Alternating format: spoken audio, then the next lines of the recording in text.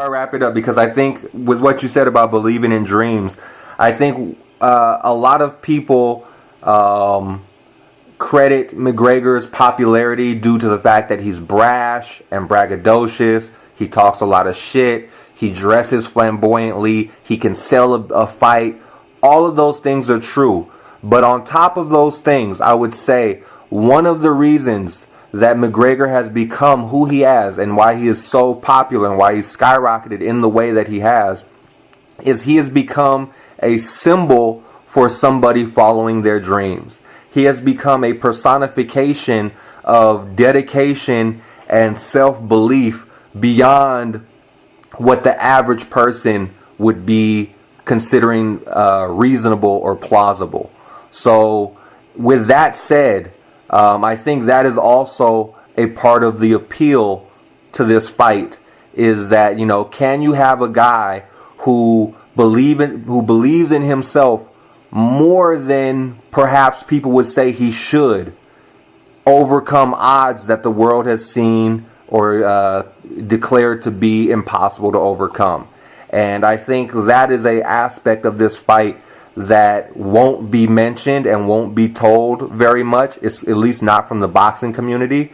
But I think it's very interesting to see how that plays out. That said, brother, man, this was beautiful. I really appreciate it. So you've been in pretty much every combat sport. You've been around kickboxing, you've been around boxing, you've been around MMA, and we have kind of a clash of the worlds coming up in a couple weeks. Who do you favor in this Mayweather-McGregor fight coming up?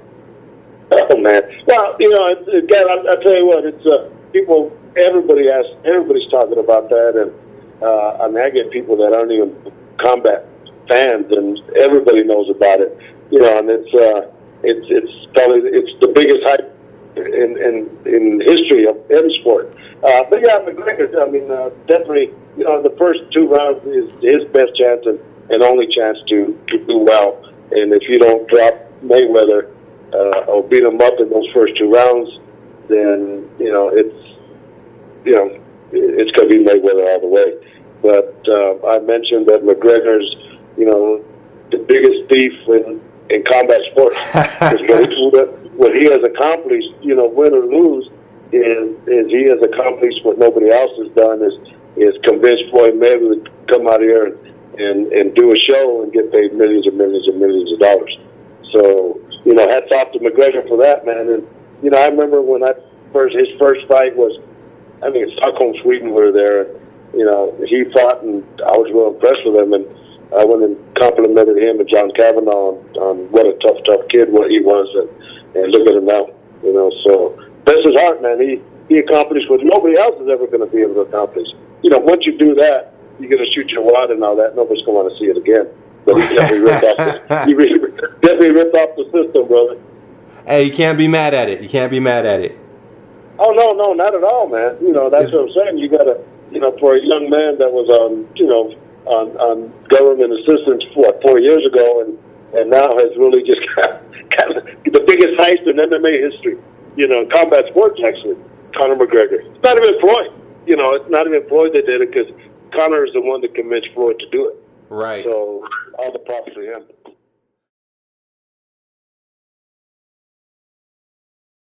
UFC, and to be the first person to hold a championship belt in boxing and a championship belt within the UFC, which I think would be amazing.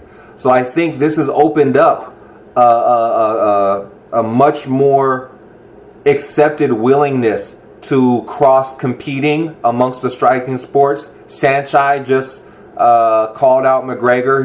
He's training at TriStar. He said he wants to compete against McGregor in an MMA match. And so I think what we're going to see from this, if that does happen and that becomes a trend, I think we're going to see the quality of striking within MMA take a big leap. I think we're going to see a huge leap in the advancement of striking in MMA, largely due to this fight. Now that it is the appeal of this fight and the fact that these cross promotions can be so lucrative has been exposed, I do believe we're going to see a better display and development of striking within MMA. Yeah, Jay, man, I'm actually excited, man. That's actually, like, that feels like Christmas has come early, because I did not think at all about these implications of the mixed martial arts and the UFC stepping up in their striking. So I'm actually very, very excited for this up and coming, like, geez, years and years in the future of this beautiful striking art being available to mixed martial arts. Fantastic. Yeah, man. You know, I remember I said this, I think, last year, and it hasn't quite taken fruition yet, but I think give it a couple of years, it will. MMA, as far as competing MMA, was legalized recently, if I'm not mistaken, in Thailand. It was illegal for a while to compete in MMA because they didn't want it to be a threat to the native style of Muay Thai. But I think with that being more commonplace, you're going to see a lot more high-level Muay Thai fighters, championship-level Muay Thai fighters coming over to the UFC and bringing a much more developed style of Muay Thai. And now with this event having occurred, I think we're going to see a much more developed style of boxing coming into the UFC. And I'm excited. I'm excited to see where this is going to go. I'm excited to see how this is going to develop for not only for MMA, but for the other sports as well. And, you know, look, man, win, lose, or draw, both of these men have made fighting history, along with, you know, a nice couple $1 million, you know, a few $100 million at that. So this has been a wonderful event, man. Hey, thanks for taking the time to watch this video. If you've enjoyed this artwork or are just a fan of the show and would like to show some support, go ahead and swing by Zazzle.com/J4X_art/products. There, you'll be able to pick up your very own poster, t-shirt, or other merchandise featuring this exact piece of artwork. Again, that's Zazzle, Zazzle.com/J4X_art/products. I'll also make sure to leave a link in the description box below. Thank you very much. Have a wonderful day.